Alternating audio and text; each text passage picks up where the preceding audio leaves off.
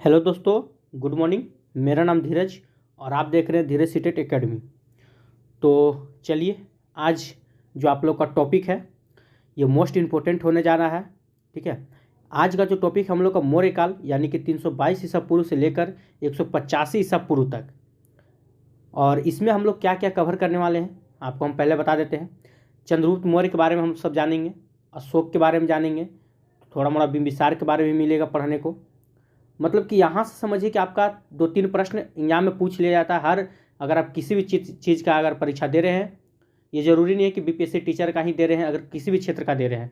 But ये video जो है स्पेशल आप लोग के लिए बनाया जा रहा है, जिनका भी परीक्षा 8 तारीख को होने वाला है या 9 को होने वाला है या आपका 15 तारीख को होने वाला है। यहाँ से गारंटी के साथ कहा जा रहा है कि आपका कम से कम तो 40 नंबर से लेकर, ठीक है, अगर आपका सब्जेक्ट हो या कॉमन सब्जेक्ट की अगर हम बात करें तो कहीं ना कहीं जरूर आपको 2-3 प्रश्न देखने को मिलेगा ही मिलेगा। तो इस वीडियो को आप लोग पूरा देखें, और अगर आप चाहते हैं इसका पीडीएफ आप तक प्राप्त हो तो पीडीएफ लेने के लिए आपको क्या करना पड़ेगा, सिंपल सी बात है, पीडीएफ पूरा आपको फ्री में मिलने वाला है। हमारा टेलीग्राम ग्रुप को ज्वाइन करना पड़ेगा उसके लिए। और टेलीग्राम ग्रुप को ज्वाइन कैसे कीजिएगा, तो इस वीडियो के डिस्क्रिप्शन में हम टेलीग्राम ग्रुप का लिंक आपको दे दिया करेंगे। ठीक है, लिंक दिया हुआ रहेगा, वहाँ से जाकर आप टेलीग्राम ग्रुप को ज्वाइन कर सकते हैं। अब इस पीडीएफ में ऑलरेडी इसमें आप देख सकते हैं हम आप लोग के लिए क्या कर रहे हैं। इसमें आपका अभी किसी भी आंसर में टिक नहीं लगा हुआ है, आप देख सकते हैं किसी भी आंसर में टिक नहीं लगा हुआ है, लेकिन आपको जो पीडीएफ भेजा जाएगा उसमें ऑलरेडी टिक लगा हुआ रहेगा। ठीक है, तो जैसे ही वीडियो खत्म होता है आधा 1 घंटा के बाद आपको भेज दिया जाएगा, और इससे पहले भी है तो सारा चीज़ भेज दिया जाएगा। थोड़ा सा दिक्कत हो गया था इसलिए हम आपको भेज नहीं पाए पुराना वाला पीडीएफ का, बट पीडीएफ आपको भेज दिया जाएगा, वो बिल्कुल फ्री में होगा, इसका किसी प्रकार का कोई चार्ज नहीं लिया जाएगा। ठीक है, चलिए ठीक है, चार्ज हम उसी का लेते हैं जिसमें थोड़ा सा कठिनाई होती है, मतलब कि फ़ोटो क्लिक करने में, जो हमसे नहीं हो पाता है। अगर हमसे जो चीज़ हो जाता है उसके लिए हम पैसा नहीं लेते हैं। हम अगर किसी को दे दें, वो अगर हमें पीडीएफ बना के देता है तो उसी में आपका चार्ज लग जाता है। ये सब मेरा आम बात है, छोटा मोटा काम हम कर सकते हैं, टाइम रहता है हमारे पास, इसलिए ये सब आपका बिल्कुल फ्री में मिलेगा। अब पीडीएफ जो होगा वो आपका टिक लगा हुआ रहेगा, उसके लिए आपको टेंशन नहीं लेना है। और चलिए तो वीडियो की शुरुआत करते हैं, लेकिन उससे पहले एक बार और आपको बता दें कि अगर आप परीक्षा देने जा रहे हैं, ठीक है, तो अतुल प्रसाद जी का कहनाम था कि थोड़ा आप जैसे 11 बजे तक तो गेट बंद हो जाएगा, उसके बाद आपको एंट्री बंद हो जाएगा, लेकिन उससे पहले 2 घंटा पहले ही आप सेंटर पर पहुंच जाए। वो इसलिए क्योंकि इस बार जो है नियम चेंज हो चुका है, आपको गेट पे ही आपका बायोमेट्रिक ले लिया जाएगा। अब बात को समझिए कि अगर एक लड़का पे बायोमेट्रिक लेने में 1 मिनट भी समय लगाता है, तो अगर जिस सेंटर पर आप परीक्षा देने गए हैं तो कम से कम अगर वहाँ 500 भी बच्चा खड़ा है, सोचिए अगर आप उनके बाद खड़े हैं तो कितना मिनट का आपका अंतर होने वाला है। अब बायोमेट्रिक करने वाला कितना मुश्किल से 5 या 6 रहते हैं, जितना भी रहते हैं, जो भी बात की है, ये सब समय को आप देख लीजिएगा। हमें पूरा अच्छा से भी पता नहीं है क्या क्या है वहाँ का माहौल क्या बनने वाला है। ऐसे कोशिश करेंगे 8 तारीख हम भी मतलब किसी एग्जाम सेंटर पर जाएँ, मिले, थोड़ा 2-4 लोग के साथ में जाना है। बट हाँ, वीडियो हम अपलोड करते रहेंगे जैसे जैसे क्या होगा। लेकिन याद रखिएगा, थोड़ा सा पहले पहुंचे सेंटर पे, 2 घंटा क्या 3 घंटा पहले पहुंच जाइए, घुसिएगा नहीं अंदर, बाहर का माहौल देखिए, घूमिए फिरिए, लेकिन अपना गेट पे बायोमेट्रिक करके ही अंदर जाए तो बेटर है। और पहले करवा लें, कहीं कुछ फॉल्ट हो गया तो आपका छूटने का डर है। और दूसरी बात, OMR सीट को लेकर, तो अगर आपको कुछ नहीं समझ में आ रहा है तो आप वहाँ के टीचर से पूछ सकते हैं, ठीक है, उनसे संपर्क ले सकते हैं। लेकिन कभी भी एग्जाम हॉल में बैठकर, ठीक है, अपने दोस्त या जो भी आपके अगल बगल होगा उससे आपको बात नहीं करना है। ठीक है, ये सब जानकारी आपको हम ठीक 8 तारीख या 7 तारीख को रात में दे दिया करेंगे। अभी चलते हैं फिलहाल सिलेबस की ओर, कैसे एग्जाम देना है, कैसे क्या।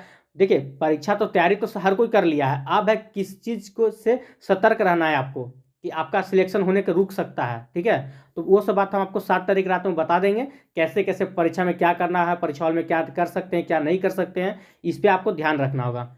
फिलहाल हम चलते हैं अभी आपका टॉपिक की ओर, क्योंकि अभी 2-3 टॉपिक ऐसा है जिसका वीडियो लाना बहुत ज़रूरी है। ठीक है, चलिए, ये मोस्ट इंपॉर्टेंट है, इस पर आप जरूर एक नज़र देख के जाइएगा। इसमें हम लोग अशोक और चंद्रगुप्त मौर्य के बारे में पढ़ने वाले हैं।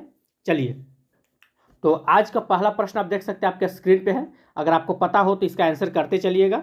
ठीक है, चलिए, तो पहला प्रश्न क्या है कि चाणक्य का अन्य नाम था, तो चाणक्य का अन्य नाम क्या था, तो इसका राइट आंसर क्या हो जाएगा एक का, तो इसका राइट आंसर हो जाएगा आपका विष्णुगुप्त। ठीक है, चलिए क्वेश्चन नंबर 2 की ओर चलते हैं। 2 में क्या है कि निम्नलिखित में से किसकी तुलना मैकियावेली के प्रिंस से की जाती है। ठीक है, तो किसकी तुलना मैकियावेली के प्रिंस से की जाती है? तो इसका राइट आंसर क्या आ जाएगा 2 का, तो ये आपका हो जाएगा कौटिल्य का अर्थशास्त्र को मैकियावेली से तुलना की जाती है। ठीक है, चलिए क्वेश्चन नंबर 3 क्यों चलते हैं।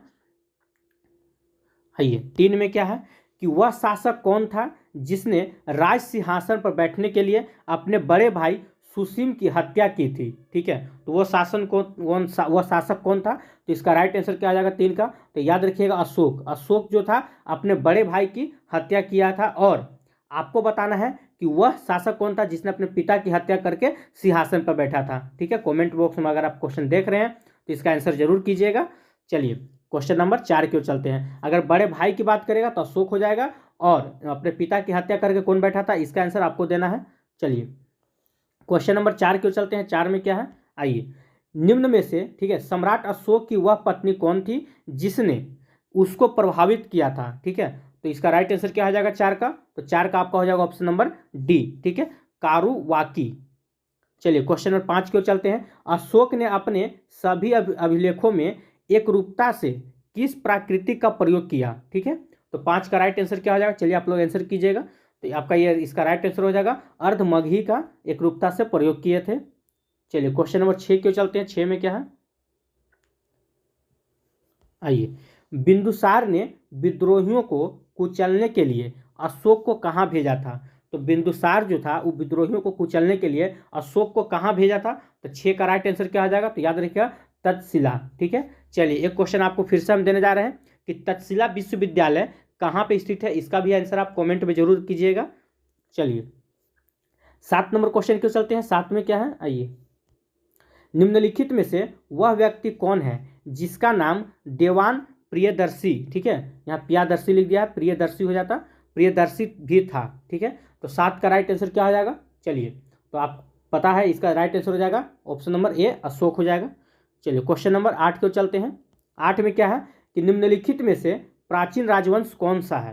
तो निम्नलिखित में से सबसे प्राचीन राजवंश कौन सा है, याद रखिएगा इसका राइट आंसर हो जाएगा आपका मौर्य राजवंश। ठीक है, चलिए क्वेश्चन नंबर 9 क्यों चलते हैं। 9 में आइए कौटिल्य या चाणक्य किसका प्रधानमंत्री था? ठीक है, तो किसका ये प्रधानमंत्री था, तो आपको पता होना चाहिए ये चंद्रगुप्त मौर्य क्या प्रधानमंत्री था। अगर वीडियो आपको अच्छा लग रहा होगा तो वीडियो को लाइक कीजिएगा। अगर आप हमारे चैनल से आज नए जुड़े हैं तो चैनल को सब्सक्राइब कर लीजिए, क्योंकि आगे हम लोग ऐसे ही करके बिहार बीपीएससी का तैयारी करते रहेंगे। स्टेट का भी तैयारी बहुत जल्द शुरू होने वाला है, जैसे ही खत्म होगा फिर स्टेट का भी हम लोग तैयारी शुरू करेंगे। ठीक है, चलिए तो वीडियो को एक बार शेयर कर दीजिए आप लोग सभी को। चलिए क्वेश्चन नंबर 10 को चलते हैं। 10 में क्या है, आइए इससे ज़्यादा हम जूम नहीं कर पाएंगे क्योंकि क्वेश्चन बहुत लंबा लंबा है। ठीक है, देखिए 10 नंबर बोलता है कि कलिंग विजय के उपरांत, ठीक है, अशोक महान निम्नलिखित में से किस धर्म को अंगीकार कर लिया था? ठीक है, तो 10 का राइट आंसर क्या हो जाएगा, तो इसका आपका राइट आंसर हो जाएगा ऑप्शन नंबर बी। ठीक है, बौद्ध धर्म को। चलिए 11 नंबर क्वेश्चन को चलते। 11 में क्या है, चंद्रगुप्त मौर्य के शासन विस्तार में किसने मुख्य रूप से मदद की थी? ठीक है, तो 11 का राइट आंसर क्या हो जाएगा, तो याद रखिएगा चाणक्य किया था। ठीक है, चलिए क्वेश्चन नंबर 12 क्यों चलते हैं। 12 में क्या है, सांची किस कला और मूर्ति कला का निरूपण करता है? ठीक है, तो किस कला और मूर्ति कला का निरूपण करता है सांची, तो 12 का राइट आंसर क्या हो जाएगा, ये हो जाएगा आपका बौद्ध धर्म का। ठीक है,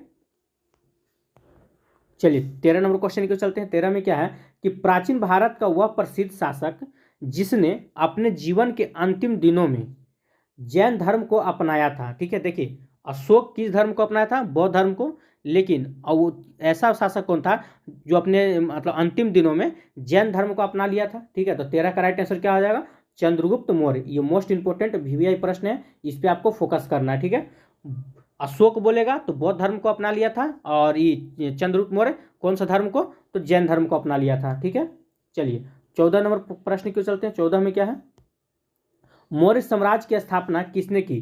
तो मौर्य साम्राज्य की स्थापना किसने किया था, ये सबको पता है। मौर्य साम्राज्य की स्थापना आपका चंद्रगुप्त मौर्य ने किया था। 15 नंबर क्वेश्चन देख लेते हैं कि मौर्य साम्राज्य में प्रचलित मुद्रा का क्या नाम था? ठीक है, तो मौर्य साम्राज्य में प्रचलित मुद्रा का क्या नाम था, तो 15 का राइट आंसर क्या हो जाएगा, चलिए तो इसका आपका राइट आंसर हो जाएगा ऑप्शन नंबर ए। ठीक है, पन हो जाएगा। क्वेश्चन नंबर 16 की ओर चलते हैं। 16 में क्या है, निम्नांकित में से कौन मौर्य वंश का शासक नहीं था? आपको बताना है कि कौन मौर्य वंश का शासक नहीं था। तो 16 का आंसर कीजिएगा। तो इसका राइट आंसर क्या हो जाएगा? अजातशत्रु। ठीक है, इसका राइट आंसर हो जाएगा आपका अजातशत्रु। 17 नंबर क्वेश्चन क्यों चलते हैं। निम्नलिखित में से अशोक का उत्तराधिकारी कौन था? तो अशोक का उत्तराधिकारी कौन हुआ? तो 17 का राइट आंसर क्या हो जाएगा? याद रखिएगा, कुणाल। अशोक का उत्तराधिकारी कौन था? तो कुणाल था। क्वेश्चन नंबर 18 क्यों चलते हैं। 18 में क्या है? मुद्रा राक्षस का लेखक, ठीक है, निम्न में से कौन है? तो मुद्रा राक्षस का लेखक क्या है? निम्न में से कौन हो जाएगा? तो इसका राइट आंसर हो जाएगा आपका विशाखादत्त। ठीक है, ऑप्शन नंबर बी आपका राइट आंसर हो जाएगा। चलिए क्वेश्चन नंबर 19 क्यों चलते हैं। 19 में क्या है? आइए, विशाखादत्त के प्राचीन भारतीय नाटक मुद्रा राक्षस किस विषय वस्तु, मतलब किस की विषय वस्तु की है? ठीक है, तो मुद्रा राक्षस जो है किस पे है? तो 19 का राइट आंसर क्या हो जाएगा? इसका हो जाएगा आपका ऑप्शन नंबर डी। देख लीजिए आप, चंद्रगुप्त मौर्य के समय में राज दरबार की दुर्भिसंधियों के बारे में है। ठीक है, ऑप्शन नंबर डी आपका राइट आंसर हो जाएगा। चलिए क्वेश्चन नंबर 20 क्यों चलते हैं। 20 में क्या है? मालवा, गुजरात एवं महाराष्ट्र किस शासक ने पहली बार जीते? ठीक है, तो किस शासक ने पहली बार जीता था? तो 20 का राइट आंसर क्या हो जाएगा? चंद्रगुप्त मौर्य ने पहली बार जीता था। चलिए, किसने सहिष्णुता, उदारता और करुणा के त्रिविध आधार पर राजवंश की स्थापना की? तो 21 का राइट आंसर क्या हो जाएगा? तो ये हो जाएगा आपका अशोक ने। चलिए 22 नंबर क्वेश्चन को चलते हैं। 22 में क्या है? निम्नलिखित में से किस शहर में अशोक के शिलालेख नहीं है? ठीक है, तो कौन से शहर में अशोक के शिलालेख नहीं है? तो इसका राइट आंसर क्या हो जाएगा 22 का? चलिए आंसर कीजिएगा, ये हो जाएगा आपका पाटलिपुत्र। ठीक है, चलिए क्वेश्चन नंबर 23 को चलते हैं। 23 में क्या है कि अर्थशास्त्र का लेखक कौन समकालीन था? ठीक है, तो अर्थशास्त्र का लेखक समकालीन था, किसके समकालीन था? तो 23 का राइट आंसर क्या आ जाएगा? तो याद रखिएगा, ये चंद्रगुप्त मौर्य का, ठीक है, समकालीन था। क्वेश्चन नंबर 24 को चलते हैं। नंद वंश के पश्चात मगध पर किस राजवंश ने शासन किया? तो नंद वंश के पश्चात मगध पर किस वंश ने शासन किया? तो 24 का राइट आंसर क्या हो जाएगा? ये आपका हो जाएगा मौर्य वंश ने। चलिए 25 नंबर क्वेश्चन को चलते हैं। 25 में क्या है कि मौर्य काल में शिक्षा का सर्वाधिक प्रसिद्ध केंद्र था। तो मौर्य काल में शिक्षा का सर्वाधिक प्रसिद्ध केंद्र क्या था? तो 25 का राइट आंसर क्या हो जाएगा? ये हो जाएगा आपका तक्षशिला। चलिए नेक्स्ट क्वेश्चन को चलते हैं। क्वेश्चन नंबर 26, मेगास्थनीज की पुस्तक का क्या नाम था? ठीक है, तो क्या नाम था? तो इसका राइट आंसर क्या हो जाएगा? आंसर कीजिएगा, तो याद होगा इसका ऑप्शन नंबर डी हो जाएगा। ठीक है, इंडिका हो जाएगा। चलिए क्वेश्चन नंबर 27 को चलते हैं। 27 में क्या है? जिसके ग्रंथ में चंद्रगुप्त मौर्य का विशिष्ट रूप से वर्णन हुआ है वह है, तो वह कौन सा ग्रंथ है? चलिए, तो किसके ग्रंथ में हुआ? तो 27 का राइट आंसर क्या हो जाएगा? तो विशाखादत्त के ग्रंथ में चंद्रगुप्त मौर्य का विशिष्ट रूप से वर्णन हुआ है। ये क्वेश्चन मोस्ट इंपोर्टेंट होगा। देखिए बीपीएससी में ऑलरेडी पहले से पूछा हुआ है। ठीक है, 2004 में। चलिए क्वेश्चन नंबर 28 को चलते हैं। वह स्रोत जिसमें पाटलिपुत्र के प्रशासन का वर्णन उपलब्ध है उसे क्या कहते हैं? तो 28 का राइट आंसर क्या हो जाएगा? आइए, तो इसका राइट आंसर हो जाएगा ऑप्शन नंबर सी, इंडिका। चलिए 29 नंबर क्वेश्चन को चलते हैं। 29 में क्या है? अशोक के शिलालेखों में प्रयुक्त भाषा है। ठीक है, तो 29 का राइट आंसर क्या आ जाएगा? तो ये हो जाएगा आपका प्राकृत भाषा है। ऑप्शन नंबर बी आपका करेक्ट आंसर हो जाएगा। चलिए 30 नंबर क्वेश्चन को चलते हैं। 30 में क्या है? निम्नलिखित में से किस मौर्य राजा ने दक्कन की विजय प्राप्त की थी? ठीक है, तो 30 का राइट आंसर क्या हो जाएगा? तो चंद्रगुप्त मौर्य हो जाएगा, ऑप्शन नंबर बी आपका। चलिए 31 नंबर क्वेश्चन को चलते हैं। 31 में क्या है? मेगास्थनीज ने भारतीय समाज को कितनी श्रेणियों में विभाजित किया है? ठीक है, तो 31 का राइट आंसर क्या हो जाएगा? तो याद रखिएगा 7 श्रेणियों में विभाजित किया है। चलिए क्वेश्चन नंबर 32 को चलते हैं। 32 में क्या है? कौटिल्य के अर्थशास्त्र में किस पहलू पर प्रकाश डाला गया? ठीक है, तो 32 का राइट आंसर क्या हो जाएगा? तो ये हो जाएगा आपका राजनीतिक नीतियां पे पहलू पे प्रकाश डाला गया था। चलिए 33 नंबर क्वेश्चन देखते हैं। 33 में क्या है? निम्न में से कौन सा क्षेत्र अशोक के साम्राज्य में सम्मिलित नहीं था? ठीक है, तो कौन सा क्षेत्र सम्मिलित नहीं था? तो इसका राइट आंसर हो जाएगा आपका श्रीलंका। चलिए 34 नंबर क्वेश्चन की चलते हैं कि पाटलिपुत्र को किस शासक ने सर्वप्रथम अपनी राजधानी बनाई? ठीक है, तो पाटलिपुत्र को किस शासक ने सर्वप्रथम अपनी राजधानी बनाई? तो 34 का राइट आंसर हो जाएगा आपका चंद्रगुप्त मौर्य ने। ये क्वेश्चन मोस्ट इंपोर्टेंट होगा। ठीक है, ये भी आपका बीपीएससी में पूछा हुआ है। चलिए क्वेश्चन नंबर 35 की ओर चलते हैं। 35 में क्या है? देखिए ये भी क्वेश्चन आपका बीपीएससी में पूछा हुआ। ठीक है, इसको भी आप लोग इंपॉर्टेंट ही समझिएगा। जितना भी क्वेश्चन बीपीएससी में पूछा हुआ है उसको आप वीवीआई करते चलिएगा। चलिए, तो 35 नंबर प्रश्न है कि पाटलिपुत्र में स्थित चंद्रगुप्त मौर्य का महल मुख्यतः बना था। तो पाटलिपुत्र में स्थित चंद्रगुप्त मौर्य का जो महल था वो किससे बना हुआ था? तो याद रखिए वो लकड़ी का बना हुआ था। ठीक है, चलिए दोस्तों, ये आप सेट मॉडल सेट देख रहे हैं। ठीक है, ये अगर जिनका भी परीक्षा पीजीटी का, ठीक है, क्योंकि इसमें अभी लेट है, पीजीटी का 15 तारीख को होने वाला है। ठीक है, उन लोग के लिए ये पीडीएफ मोस्ट इंपोर्टेंट होने वाला है। ठीक है, तो जिनका भी पीजीटी का परीक्षा अभी 8 तारीख को तो है नहीं, आप लोग का अगर लेट है तो आप लोग इस पीडीएफ को प्राप्त कर सकते हैं और आप लोग इस पीडीएफ को पढ़ सकते हैं। ठीक है, ये खास करके पीजीटी के लिए बनाया हुआ है। इसमें टोटल आपका 80 सेट होगा। ठीक है, सॉरी, मतलब 80 प्रश्न होगा, जैसे कि आपका परीक्षा में पूछा जाता है। आप देख सकते हैं इसमें टोटल 80 सेट है। ठीक है, सॉरी, मतलब 80 प्रश्न का सेट बना हुआ है। और इस पीडीएफ अगर आप प्राप्त करते हैं तो इस पीडीएफ में टोटल आपको हम 30 सेट का पीडीएफ देंगे। तो एक सेट में अगर आपका 80 प्रश्न है तो 30 सेट में कितना हो जाएगा? आप देख सकते हैं 8 या 24, यानी कि 2400 MCQ। ठीक है, ओनली फॉर पीजीटी, मतलब एक सब्जेक्ट आपका हिस्ट्री है तो हिस्ट्री से सिर्फ हम आपको 2400 का MCQ देने जा रहे हैं। अगर अभी भी आपके पास समय है, अगर आप SCRT पढ़ चुके हैं, हमारा पीडीएफ लेके चैप्टर वाइज MCQ कर चुके हैं, तो अब समय है सेट पढ़ने का। अगर सेट तो बनाने का टाइम तो है नहीं आपके पास, तो जो भी सेट में जो क्वेश्चन है जो आपको इंपॉर्टेंट लगे आप उसको एक बार देख लीजिए। ठीक है, तो अगर आपको इसका पीडीएफ चाहिए तो पीडीएफ के लिए दिया गया एक नंबर पे आप कॉन्टैक्ट कर सकते हैं। अगर आपका पीजीटी का तैयारी है तो 91 42 650 549, इस नंबर पे आप कॉन्टैक्ट करके, व्हाट्सएप नंबर है हमारा, इस नंबर पे कॉन्टैक्ट करके आपको इस पीडीएफ मिल सकता है। लेकिन उसके लिए आपको 51 रुपया पेड करना पड़ेगा। ठीक है, फिर आप पीडीएफ को प्राप्त कर सकते हैं। चाहे आपका हिस्ट्री हो, ज्योग्राफी हो, इकोनॉमिक्स हो, किसी भी सब्जेक्ट हो, पीजीटी के लिए खास करके है ये, क्योंकि उन लोग का भी समय है। आप अभी भी अगर आप शुरू कीजिएगा अपना तैयारी तो अपना अच्छा कर सकते हैं। चलिए, फिलहाल हम चलते हैं अपना क्वेश्चन नंबर 36 की ओर। आइए क्वेश्चन नंबर 36 की ओर चलते हैं। 36 में क्या है, चलिए देखिए, ये भी आपका बीपीएससी में पूछा हुआ प्रश्न है। ठीक है, तो ये सब क्वेश्चन को छोड़ना नहीं है। क्या है? बराबर की गुफाओं का उपयोग किसने, एक मिनट रुक जाइए, हाँ, किसने आश्रय गृह के रूप में किया था? ठीक है, तो 36 का राइट आंसर क्या हो जाएगा? चलिए आंसर कीजिएगा, तो ये हो जाएगा आपका ऑप्शन नंबर ए, आजीविकों के ने। चलिए क्वेश्चन नंबर 37 को चलते हैं। 37 में क्या है, किस अभिलेख से यह साबित होता है कि चंद्रगुप्त का प्रभाव पश्चिम भारत तक फैला हुआ था? तो कौन सा ऐसा अभिलेख था जिससे यह साबित होता है कि चंद्रगुप्त मौर्य का जो प्रभाव जो था, ठीक है, वो पश्चिम भारत तक फैला हुआ था? तो 37 का राइट आंसर क्या आ जाएगा? याद रखिएगा, रुद्रदमन का जूनागढ़ अभिलेख। ठीक है, रुद्रदमन का कौन सा अभिलेख था? तो जूनागढ़ अभिलेख से यह पता चलता है कि चंद्रगुप्त मौर्य का प्रभाव जो था वो पश्चिम भारत तक फैला हुआ था।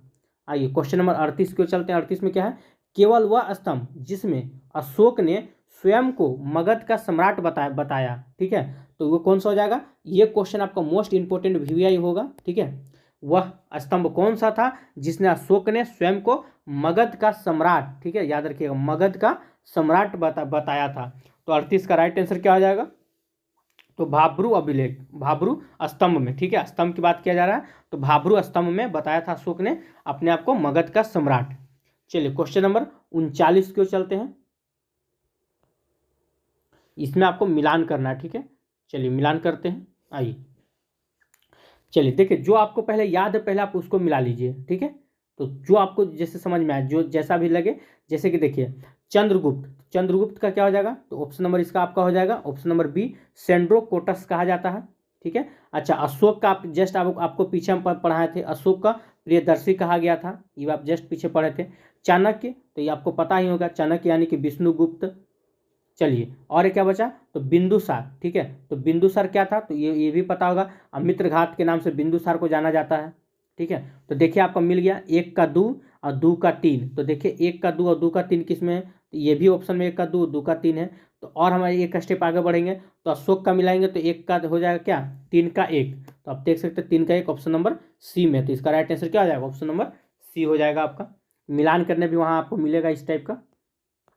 चलिए क्वेश्चन नंबर 40 की ओर चलते हैं। 40 में क्या है कि प्रथम भारतीय साम्राज्य स्थापित किया गया? तो प्रथम भारतीय साम्राज्य स्थापित किया गया था, तो इसका राइट आंसर क्या आ जाएगा? चलिए 40 का राइट आंसर क्या हो जाएगा? तो चंद्रगुप्त मौर्य के द्वारा किया गया था। उत्तरांचल में अशोक का एक शिलालेख स्थित है, तो उत्तरांचल में अशोक का एक शिलालेख स्थित है, तो 41 का राइट आंसर क्या हो जाएगा? तो कलासी में। ठीक है, ऑप्शन नंबर बी आपका करेक्ट आंसर हो जाएगा। चलिए क्वेश्चन नंबर 42 को चलते हैं। 42 में क्या है कि सांची का स्तूप किसने बनवाया था? ठीक है, तो ये किसने बनाया था? तो 42 का राइट आंसर क्या हो जाएगा? तो अशोक ने बनाया था। चलिए 43 नंबर क्वेश्चन को चलते हैं। अशोक के शिलालेखों को पढ़ने वाला, ठीक है, प्रथम अंग्रेज कौन था? आइए, तो अशोक के शिलालेख को पढ़ने वाला प्रथम अंग्रेज कौन था? तो इसका राइट आंसर क्या आ जाएगा? तो इसका आपका राइट आंसर हो जाएगा, एक मिनट इसको इधर रहने देते हैं। चलिए, तो ये हो जाएगा ऑप्शन नंबर आपका, ठीक है, डी, जेम्स प्रिसेप। तो अशोक के शिलालेख को पढ़ने वाला प्रथम अंग्रेज कौन था? तो जेम्स प्रिसेप ने पढ़ा था इसको। चलिए क्वेश्चन नंबर 44 को चलते हैं। 44 में क्या हो जाएगा? कलिंग युद्ध की विजय तथा क्षत्रिय का वर्णन अशोक ने किस शिलालेख में है? ठीक है, तो किस शिलालेख में? तो 44 का राइट आंसर क्या हो जाएगा? तो याद रखिएगा, इसका आपका ऑप्शन नंबर डी हो जाएगा, शिलालेख 13 में। ठीक है, चलिए क्वेश्चन नंबर 45 को चलते हैं। 45 में क्या है कि प्रसिद्ध यूनानी राजदूत मेगास्थनीज भारत में किसके दरबार में आए थे? ठीक है, तो मेगास्थनीज जो थे वो भारत में किसके दरबार में आए थे? तो 45 का राइट आंसर क्या हो जाएगा? तो याद रखिए, इसका राइट आंसर हो जाएगा आपका चंद्रगुप्त मौर्य के दरबार में। अब मेगास्थनीज के द्वारा लिखित पुस्तक का नाम क्या था? तो इंडिका। ठीक है, चलिए 46 नंबर क्वेश्चन को चलते हैं। 46 में क्या है? चंद्रगुप्त मौर्य ने सेल्यूकस को कब पराजित किया? ठीक है, तो चंद्रगुप्त मौर्य ने सेल्यूकस को कब पराजित किया था? तो इसका राइट आंसर हो जाएगा आपका 305 ईसा पूर्व में। चलिए क्वेश्चन नंबर 47 को चलते हैं। 47 में क्या है? निम्नलिखित में से कौन सा राजा प्रायः जनता के संपर्क में रहता था? तो कौन सा राजा जो था वो प्रायः जनता के संपर्क में रहता था? तो अशोक रहता था। ठीक है, चलिए क्वेश्चन नंबर 48 को चलते हैं। 48 में क्या है? अशोक ने 261 ईसा पूर्व में कलिंग को जीतने के बाद क्या किया? तो अशोक ने 261 ईसा पूर्व में कलिंग को जीतने के बाद, ठीक है, भारी रक्तपात देखकर युद्ध की नीति को सदा के लिए त्याग दिया। ठीक है, ये क्वेश्चन मोस्ट इंपोर्टेंट है, इसको भी आप लोग नजर में रखिएगा। चलिए क्वेश्चन नंबर 49 को चलते हैं। 49 में क्या है? अशोक के अधिकांश अभिलेख, ठीक है, किस भाषा में और लिपि में है? ठीक है, ये क्वेश्चन मोस्ट इंपोर्टेंट VVI है। चलिए, तो ये क्वेश्चन पे भी आप लोग फोकस कीजिएगा कि अशोक के अधिकांश अभिलेख जो है वो किस भाषा और किस लिपि में है। ठीक है, तो इसका राइट आंसर क्या हो जाएगा? चलिए, तो 49 का आपका राइट आंसर हो जाएगा ऑप्शन नंबर ए, प्राकृतिक एवं ब्राह्मी लिपि में है। चलिए क्वेश्चन नंबर 50 को चलते हैं। 50 में क्या है? आइए, किस ग्रंथ में, ठीक है, चंद्रगुप्त मौर्य के लिए वृषल शब्द का प्रयोग किया गया है? तो किस ग्रंथ में किया गया है? तो 50 का राइट आंसर क्या हो जाएगा? ये हो जाएगा आपका मुद्रा राक्षस में किया गया है। चलिए 51 नंबर क्वेश्चन को चलते हैं कि मौर्य नरेश के बारे में निम्न में से कौन सा कथन सही है? उन्होंने विकास किया था। चलिए, तो उन्होंने किस किस चीज का विकास किया था? तो 51 का राइट आंसर क्या हो जाएगा? आइए देखते हैं। संस्कृति, कला और साहित्य का विकास किया था, सही बात है। ठीक है, और देख लेते हैं। सोने के सिक्के का किया था, तो नहीं, ये आपका गलत है। प्रांतीय विभाजन, ये आपका सही है। हिंदू कुश तक साम्राज्य, ये भी आपका सही है, यानी कि इसका राइट आंसर क्या हो जाएगा? ऑप्शन 1, 3 और 4। तो देखिए इसमें किस में है? तो ऑप्शन नंबर आपका डी में है, तो इसका राइट आंसर हो जाएगा ऑप्शन नंबर डी। चलिए क्वेश्चन नंबर 52 की ओर चलते हैं। 52 में क्या है? कथन और निष्कर्ष, कथन और कारण है। तो कथन क्या बोल रहा है कि अशोक ने कलिंग को मौर्य साम्राज्य में जोड़ लिया था। तो अशोक जो था वो कलिंग को मौर्य साम्राज्य में जोड़ लिया था, क्या ये सही है? तो जी हाँ, ये आपका बिल्कुल सही है, कथन तो आपका सही है। कारण क्या है जोड़ लिया था? क्योंकि कलिंग दक्षिण भारत को आने वाले स्थलीय एवं समुद्री मार्गों को नियंत्रित करता था, क्या ये सही है? तो ये भी आपका सही है, यानी ए और बी दोनों सही है और आर ए का व्याख्या करता है। ठीक है, ऑप्शन नंबर ए आपका राइट आंसर हो जाएगा। चलिए क्वेश्चन नंबर 53 की ओर चलते हैं। 53 में क्या है? चलिए क्वेश्चन नंबर 53 की ओर चलते हैं। 53 में क्या है कि अशोक के जो शिलालेख, ठीक है, संगम राज के बारे में हमें बताते हैं उनमें शामिल है, तो उनमें क्या शामिल है? तो 53 का राइट आंसर क्या आ जाएगा? तो याद रखिएगा, ठीक है, दोहरा और 13वां शिलालेख। चलिए क्वेश्चन नंबर 54 की ओर चलते हैं। 54 में क्या है कि कथन बोलता है कि अशोक के राज्य देशों के अनुसार धार्मिक निष्ठा की उपेक्षा जनता के मध्य सामाजिक साक्षरता अधिक महत्वपूर्ण थी, क्या ये कथन सही है? तो ये आपका बिल्कुल सही है। अच्छा, क्योंकि उसने धर्म संवर्धन के स्थान पर, ठीक है, समता के विचारों का प्रसार किया था। क्या ये सही है? तो ये भी आपका सही है, ठीक है, यानी कि ये भी आपका सही है, यानी कि ए और दो दोनों सही है और आर ए का व्याख्या भी कर रहा है, यानी कि ऑप्शन नंबर ए भी आपका करेक्ट है। चलिए क्वेश्चन नंबर 55 क्यों चलते हैं। 55 में क्या है कि निम्नलिखित में से किस राज्यादेश में अशोक के व्यक्तिगत नाम अशोक का उल्लेख मिलता है। ठीक है, तो अशोक का नाम अशोक किस में मिलता है, तो 55 का राइट आंसर क्या हो जाएगा, तो मास्की अभिलेख में मिलता है। ऑप्शन नंबर डी आपका राइट आंसर हो जाएगा। चलिए 56 नंबर क्वेश्चन की ओर चलते हैं कि निम्नलिखित वक्तव्यों में से कौन सा एक वक्तव्य अशोक के प्रसतर, ठीक है, स्तंभों के बारे में गलत है। 56 का राइट आंसर क्या हो जाएगा, ये हो जाएगा ऑप्शन नंबर आपका डी, ये स्थापत्य संरचना के भाग है। ठीक है, चलिए क्वेश्चन नंबर 57 की ओर चलते हैं। 57 में क्या है, श्रीनगर की स्थापना किस मौर्य शासक ने की। तो श्रीनगर की स्थापना किस मौर्य शासक ने किया था, तो अशोक ने किया था। चलिए 58 नंबर क्वेश्चन देखते हैं, ये भी आपका थोड़ा मिलान करने वाला है। एक तरफ आपका प्रांत दिया हुआ है, एक तरफ आपका उसका, ठीक है, राजधानी दिया हुआ है। चलिए तो देखते हैं, तो क्या है, उत्तरापथ, तो उत्तरापथ की राजधानी कहाँ है, तो याद रखिएगा तक्षशिला। ठीक है, दक्षिणापथ की राजधानी कहाँ है, तो याद रखिएगा स्वर्णगिरी। ठीक है, अच्छा, अवंती राष्ट्र की राजधानी कहाँ है, तो उज्जैनी, याद रखना है। और प्राची यानी कि पूर्व प्रदेश का, तो पाटलिपुत्र। ठीक है, यानी एक का एक, दो का दो, मतलब सामने सामने आपका आंसर इसमें हो गया है। तो इसका राइट आंसर क्या हो जाएगा, ऑप्शन नंबर 1। चलिए क्वेश्चन नंबर 59 की ओर चलते हैं। 59 में क्या है, आइए, किस ग्रंथ में शूद्रों के लिए आर्य शब्द का प्रयोग हुआ है। तो कौन सा ग्रंथ है जिसमें शूद्रों के लिए आर्य शब्द का प्रयोग हुआ है, तो 59 का राइट आंसर क्या हो जाएगा, तो याद रखिएगा अर्थशास्त्र। ठीक है, ऑप्शन नंबर ए हो जाएगा आपका करेक्ट आंसर। चलिए 60 नंबर क्वेश्चन की ओर चलते हैं। अशोक ने अपने राज्याभिषेक के चौथे वर्ष में, ठीक है, निग्रंथों के प्रभाव से प्रभावित होकर किसे बौद्ध धर्म की दीक्षा ली। चलिए, तो अशोक ने बौद्ध धर्म की दीक्षा किससे लिया था, ये मोस्ट इंपोर्टेंट क्वेश्चन है। ठीक है, तो इसका राइट आंसर हो जाएगा उपगुप्त से। ठीक है, अशोक ने बौद्ध धर्म की दीक्षा किससे ली थी, तो उपगुप्त से लिया था। और चंद्रगुप्त मौर्य ने, ठीक है, बौद्ध धर्म की दीक्षा किससे लिया था, चलिए देख लिया जाएगा उसको भी, भद्रबाहु से, सॉरी, चंद्रगुप्त मौर्य ने जैन धर्म की दीक्षा किससे लिया था। ठीक है, बौद्ध धर्म नहीं, क्योंकि चंद्रगुप्त मौर्य जो थे वो जैन धर्म को स्वीकार किए थे, और अशोक जो थे वो बौद्ध धर्म को स्वीकार किए थे। तो चंद्रगुप्त मौर्य ने जैन धर्म की दीक्षा किससे लिया था, तो भद्रबाहु से लिया था, याद रखिएगा। चलिए क्वेश्चन नंबर 61 को चलते हैं। आइए, किसने पाटलिपुत्र को, ठीक है, पोलीब्रोथा कहा। ठीक है, तो 61 का राइट आंसर क्या हो जाएगा, तो मेघास्थनीज। चलिए 62 नंबर क्वेश्चन को चलते हैं। मौर्य काल में एग्रोनोमई किससे कहा जाता है, तो 62 का राइट आंसर क्या हो जाएगा, तो जो सड़क निर्माण का अधिकारी जो होते थे उन्हें कहा जाता था। मौर्य काल में गुप्तचरों को क्या कहा जाता है, तो मौर्य काल में गुप्तचरों को गुण पुरुष कहा जाता है। चलिए, तो 63 का राइट आंसर क्या हो जाएगा, ऑप्शन नंबर ए आपका करेक्ट आंसर हो जाएगा। चलिए 64 नंबर क्वेश्चन की ओर चलते हैं। 64 में क्या है, आइए, किस श्रीलंकाई शासक ने अपने आप को मौर्य सम्राट अशोक के आदर्शों के अनुरूप ढालने की कोशिश की। ठीक है, तो 64 का राइट आंसर क्या हो जाएगा, तो इसका आपका राइट आंसर हो जाएगा ऑप्शन नंबर सी, यानी कि तीस ने। चलिए क्वेश्चन नंबर 65 की ओर चलते हैं। किस जैन ग्रंथ में चंद्रगुप्त मौर्य के जैन धर्म अपनाने का उल्लेख मिलता है। देखिए वही दे दिया कि चंद्रगुप्त मौर्य जो था, ठीक है, कौन सा धर्म अपनाया था, तो जैन धर्म अपनाया था।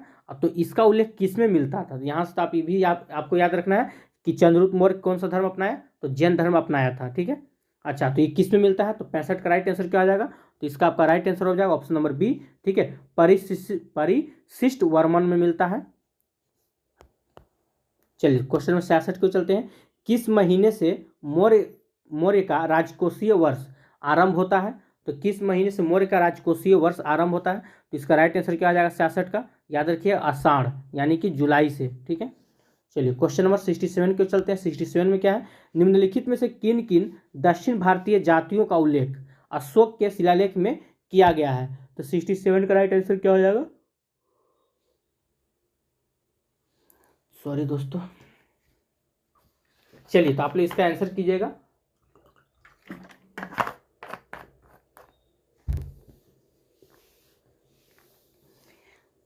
चलिए, तो 67 का राइट आंसर क्या हो जाएगा? ये हो जाएगा ऑप्शन नंबर आपका ए। ठीक है। चलिए 68 नंबर क्वेश्चन की चलते हैं। 68 में क्या है? अशोक के बारे में जानने के लिए सबसे महत्वपूर्ण स्रोत है। अगर आपको अशोक के बारे में जानना है तो सबसे महत्वपूर्ण स्रोत क्या है? ठीक है, 68 का राइट आंसर क्या हो जाएगा? तो शिलालेख, याद रखिएगा। चलिए क्वेश्चन नंबर 69 को चलते हैं। 69 में क्या है? अशोक के काल में कौन सी लिपि दक्षिण भारत में परिवर्तित हुई थी? ठीक है, तो 69 का राइट आंसर क्या हो जाएगा? तो ब्राह्मी लिपि हुई थी। चलिए क्वेश्चन नंबर 70 क्यों चलते हैं। 70 में क्या है? अशोक का अभिलेख भारतीय उपमहाद्वीप के बाहर भी पाया गया, तो निम्नलिखित में से किस देश में यह पाया गया था? तो 70 का राइट आंसर क्या हो जाएगा? तो ये हो जाएगा ऑप्शन नंबर आपका ए, यानी कि अफगानिस्तान में पाया गया था। चलिए क्वेश्चन नंबर 71 क्यों चलते हैं। 71 में क्या है?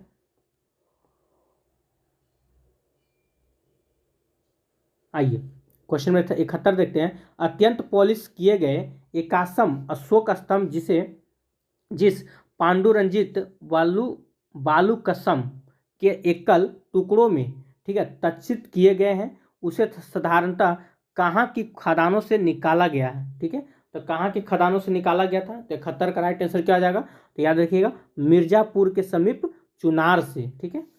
चलिए क्वेश्चन नंबर 72 क्यों चलते हैं। 72 में क्या है? भारतीय लिखने की कला, ठीक है, भारतीय लिखने की कला नहीं जानते हैं, यह कथन किसका था? यानी कि यह किसकी युक्ति थी? तो इसका राइट आंसर क्या आ जाएगा? तो 72 का राइट आंसर हो जाएगा आपका मेगास्थनीज। चलिए क्वेश्चन नंबर 73 को चलते हैं। 73 में क्या है? आइए, किस मौर्य सम्राट ने एक विदेशी राजा सीरिया के एंटियोकस प्रथम से अंजीर, शराब और दार्शनिक को भारत भेजने का आग्रह किया था? ठीक है, तो 73 का राइट आंसर क्या आ जाएगा? चलिए ये हो जाएगा आपका बिंदुसार। क्वेश्चन नंबर 74 क्यों चलते हैं। अशोक द्वारा कलिंग पर चढ़ाई की जानकारी के लिए कौन सबसे महत्वपूर्ण स्रोत है? तो अशोक के द्वारा कलिंग पर चढ़ाई की जाने के लिए कौन सबसे महत्वपूर्ण स्रोत है? तो 74 का राइट आंसर क्या आ जाएगा? तो याद रखिएगा 13वां, ठीक है, 13वां विरचित शिलालेख। 75 नंबर क्वेश्चन क्यों चलते हैं। 75 में क्या है? आइए, बिंदुसार की मृत्यु के समय अशोक किस प्रांत का गवर्नर था? ठीक है, तो 75 का राइट आंसर क्या हो जाएगा? तो याद रखिएगा, बिंदुसार की मृत्यु के समय अशोक जो था उज्जैन का, ठीक है, उज्जैन का गवर्नर था। चलिए क्वेश्चन नंबर 76 क्यों चलते हैं। 76 में क्या है? किस शिलालेख में अशोक ने घोषणा की है कि सारी प्रजा मेरी संतान है? ठीक है, तो 76 का राइट आंसर क्या हो जाएगा? ऑप्शन नंबर आपका एक हो जाएगा, पृथक कलिंग शिलालेख। चलिए 77 नंबर क्वेश्चन क्यों चलते हैं कि कौन सी घोषणा युद्ध और हिंसा के प्रति अशोक के आंतरिक दुख को स्पष्ट करता है? ठीक है, तो 77 का राइट आंसर हो जाएगा आपका कलिंग का पृथक शिलालेख। चलिए 78 नंबर क्वेश्चन क्यों चलते हैं। 78 में क्या है?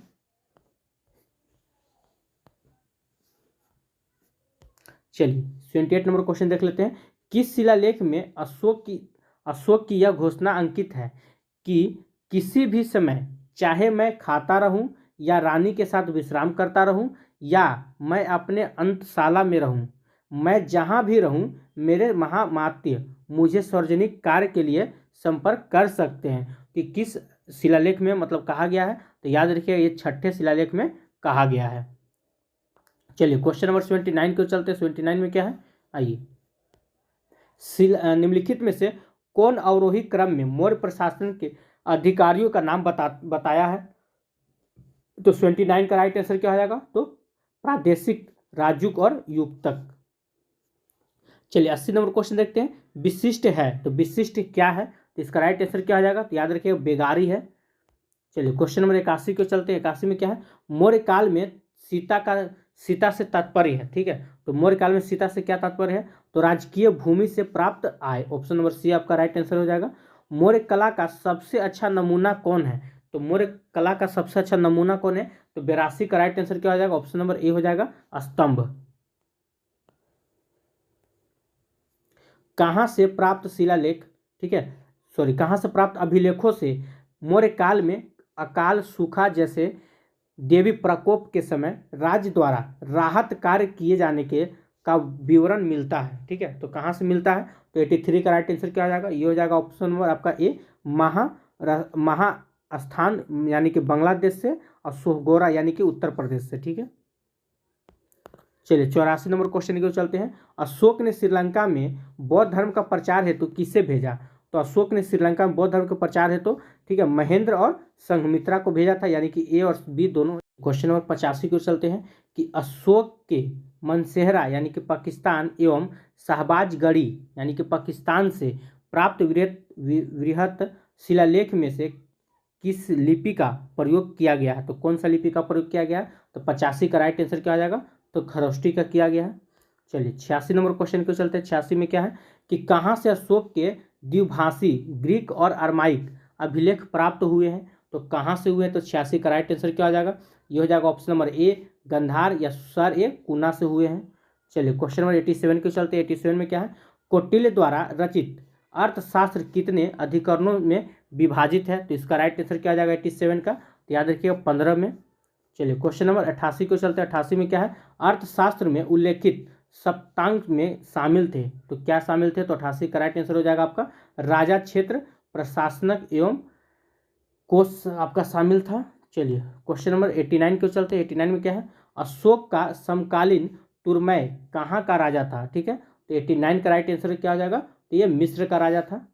चलिए क्वेश्चन नंबर 90 को चलते हैं। 90 में क्या है, किसके शासनकाल में डायमेकस या डिमेकस भारत आया था, तो इसका राइट आंसर क्या आ जाएगा, तो 90 का आपका राइट आंसर हो जाएगा बिंदुसार। तो बिंदुसार के शासनकाल में डायमेकस या डिमेकस भारत आया था, याद रखिएगा। निम्नलिखित अभिलेखों में से किसमें अशोक का नाम मतलब उल्लेख किया गया है, तो इसका राइट आंसर क्या आ जाएगा 91 का, तो याद रखिए गुजरा अभिलेख में। चलिए क्वेश्चन नंबर 92 की ओर चलते हैं कि किस बौद्ध मूल ग्रंथ में मौर्य सम्राट अशोक का विवरण शामिल है, तो 92 का राइट आंसर क्या हो जाएगा, तो महावंश में शामिल है। चलिए तो आज का लास्ट क्वेश्चन है आपका क्वेश्चन नंबर 93। निम्नलिखित में से किस उभारदार मूर्ति शिल्प यानी कि शिलालेख में अशोक के प्रस्तर रूप चित्र के साथ रणयो अशोक यानी कि राजा अशोक उल्लेखित है, तो 93 का राइट आंसर क्या हो जाएगा, तो इसका राइट आंसर हो जाएगा ऑप्शन नंबर आपका ए, ठीक है, कंगन हल्ली में उल्लेखित है। चलिए तो आज आपका ये टॉपिक यहीं समाप्त होता है, ठीक है।